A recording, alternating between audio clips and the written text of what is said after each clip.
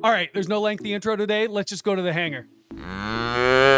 And here we are out at the hangar. Let's get these doors open, pull this bird out, and we are going to go check out 3 different bodies of water. First one is going to be the Sturgeon Bay Canal. It is a man-made canal that was used as a shipping channel for logging when Door County was a logging community. Then we're going to go check out Clark Lake and then Kangaroo Lake. Each body of water is going to get progressively rougher, and we're going to talk about it.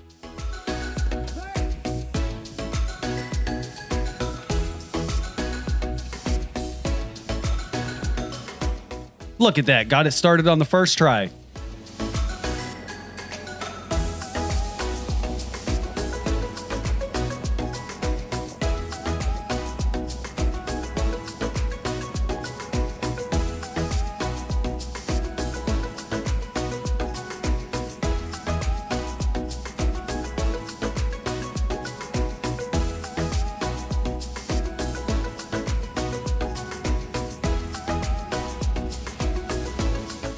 Now, what you should be listening to right about now is the ATIS, but I am still struggling to get the audio functioning in this GoPro. I don't know if it's because of the adapters that I'm using or if it's because the audio panel is the original audio panel from 1984, but I'm working on it. I think I've finally gotten the appropriate adapters.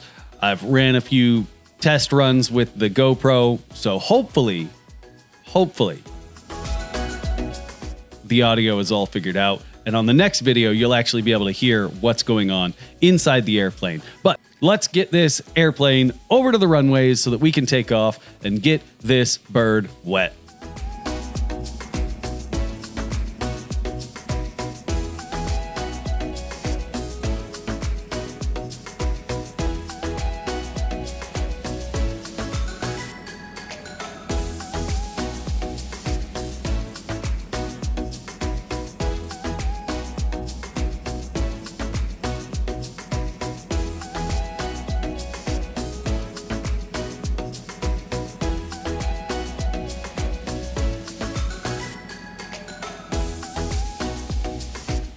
Now, I do just want to clarify before we get this bird off of the ground, the person to the right is the pilot in command. The person sitting in the right seat currently is the pilot in command of this aircraft.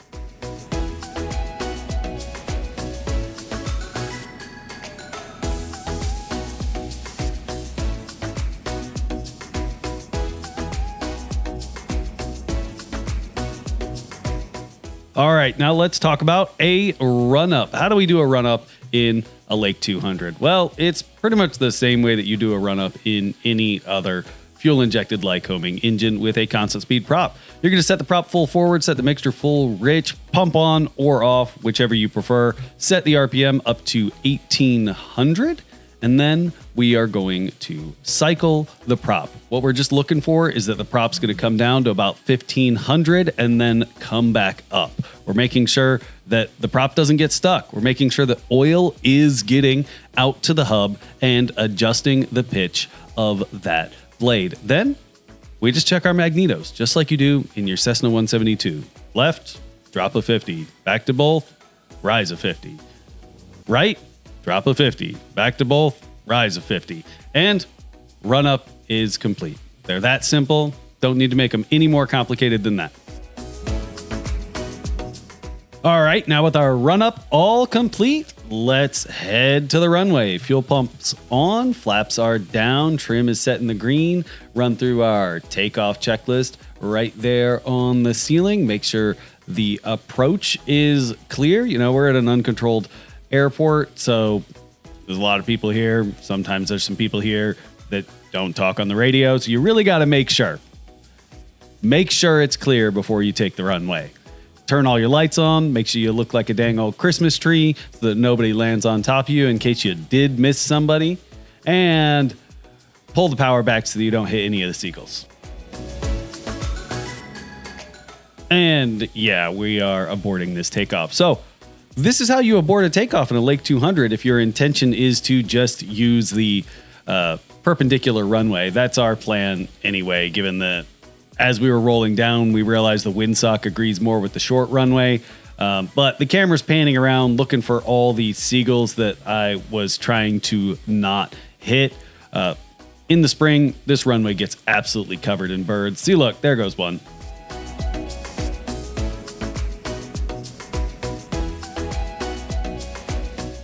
All right, here we are lined up with the perpendicular runway, the one that lines up more with the wind. And well, now that we just ran down it, has no seagulls. So now let's take off and get this bird wet.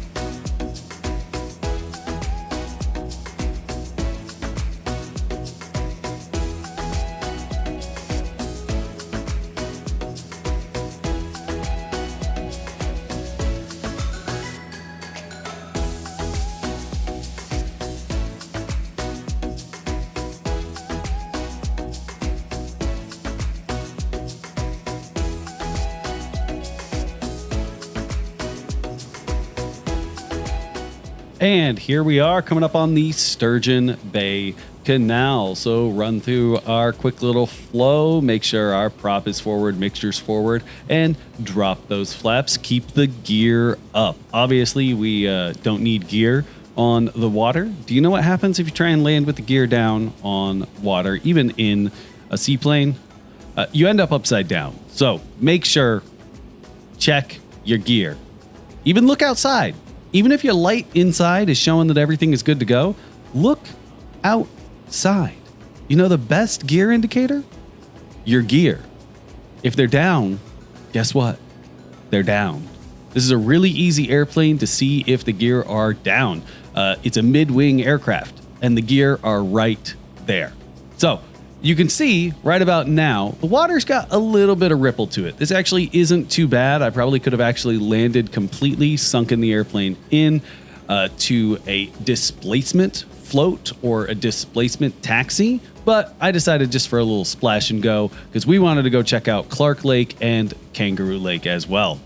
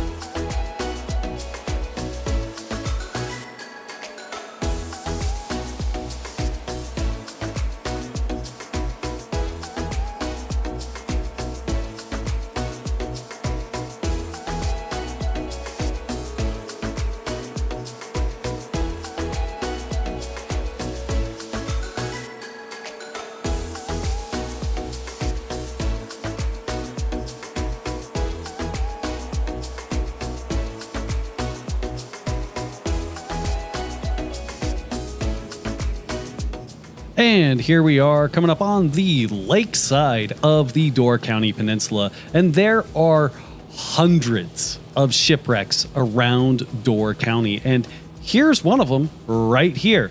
I keep meaning to land here and go snorkeling to get some better pictures of it. Let me know if y'all want to see some pictures from underwater from some of these shipwrecks. Let's get on to Kangaroo Lake. Or are we going to Clark Lake first? I guess you'll have to wait and find out.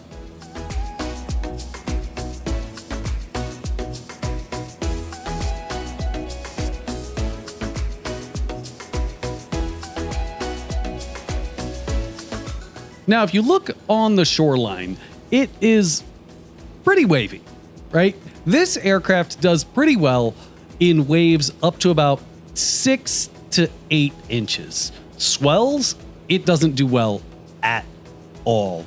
It absolutely hates swells, especially ones that are this tight together. If you read through the pilot's operating handbook for the Lake 200 or even just any Lake series aircraft, it actually tells you to land on top of the swells and kind of ride with them as opposed to landing into the swells. And I think that's how most seaplanes tell you how to land on swells. But as you can see, these ones are big, they're tight together, and the waves that are breaking on the shore are way too big for this airplane.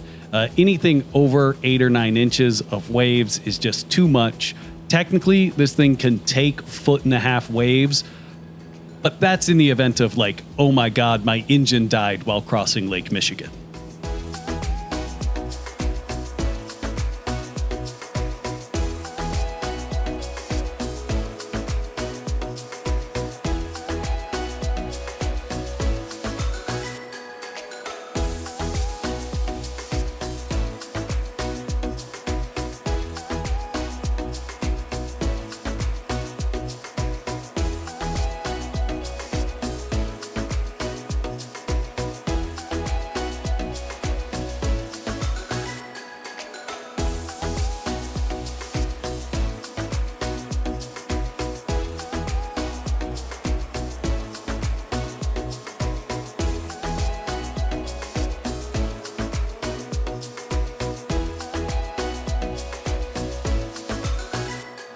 And here we are on our final approach into Clark Lake. Clark Lake is an absolutely wonderful, tiny little lake about halfway up the Door County Peninsula. There's a lot of private property, private houses on Clark Lake, but it is open to the public.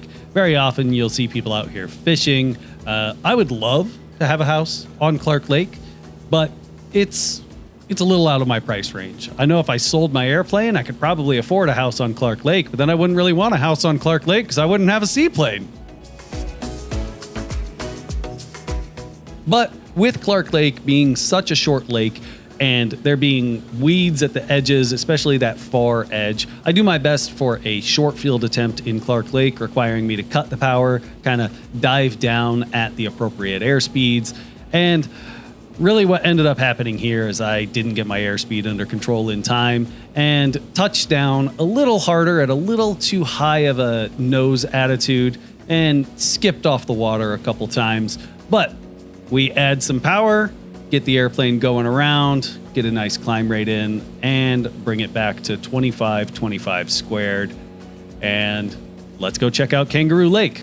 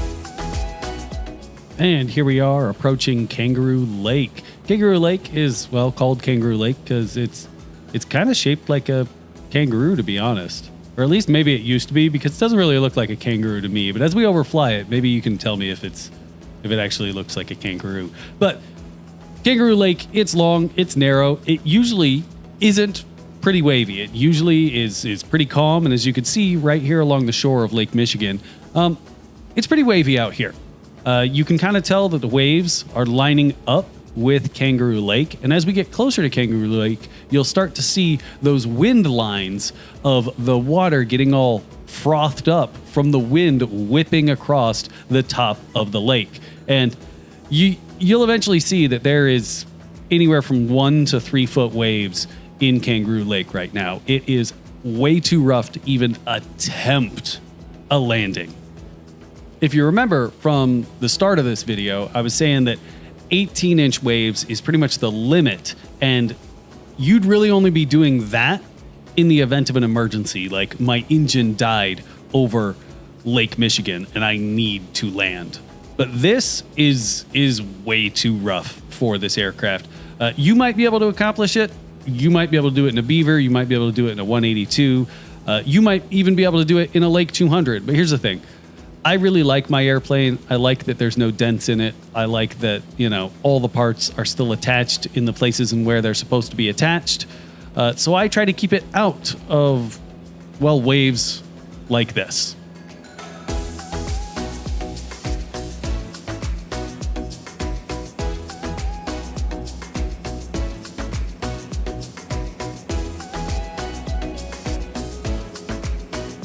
So there you have it. We went to 3 different bodies of water. First, the Sturgeon Bay Canal. It was perfect. It was pristine. Nice little ripply waves so we could keep our visual reference. We knew how high we were. We kept our depth perception the entire time. The second body of water, Clark Lake, it was a little rough, right? Wasn't too great. Definitely had some bumps on the way down. You could even see my wife look over at me as soon as we landed going, "What was that? That was a pretty terrible landing. What are you doing?" But now here at Kangaroo Lake, that was way too much, and there was no business ever letting this airplane touch down on that water, which is why we went around, and now we're heading back to the Sturgeon Bay Airport. So thanks for watching. Let me know if you've got any other questions, and make sure to like, subscribe, hit that bell icon so you get notified every time we put out a Lake 200 video, a mock check ride, or just any other fun stuff that we got going on.